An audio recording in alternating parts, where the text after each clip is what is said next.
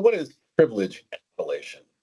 Privilege escalation is a term you may hear frequently and which probably makes intuitive sense, but let's talk about a little bit of detail. So obviously, privilege escalation is when you have access as an unprivileged user without authorization to access certain data or perform administrative commands, but you want to do those things. And there are a few ways that this is done, the technical details of which are beyond the scope of this short video.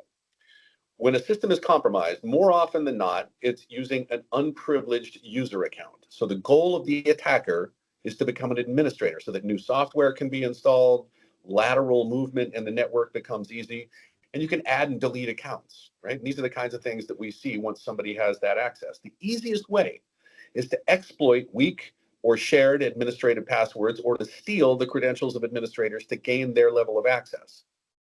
Another way is to surveil network traffic and pick hashed passwords out of the network flow. Many times, these hashed credentials may be used in place of the plaintext password. You can just use that as a password and it works. Commonly, the actor may introduce a piece of software that's old and unpatched and then exploit that software to target vulnerabilities in the operating system. This is called sideloading, adding known vulnerable software and then popping it. Process injection targets processes running on the system to execute malicious code with higher privileges. Again, this is a system vulnerability that's being exploited. It's very technical, although tools like Metasploit have made it a lot easier.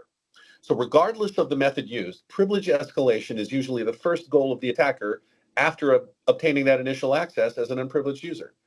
When that attacker becomes domain administrator, what follows is theft of records or intellectual property, ransomware, or any one of a number of nasties you don't want to live through. And final note, if all your users have local administrative privileges, you just made it that much easier.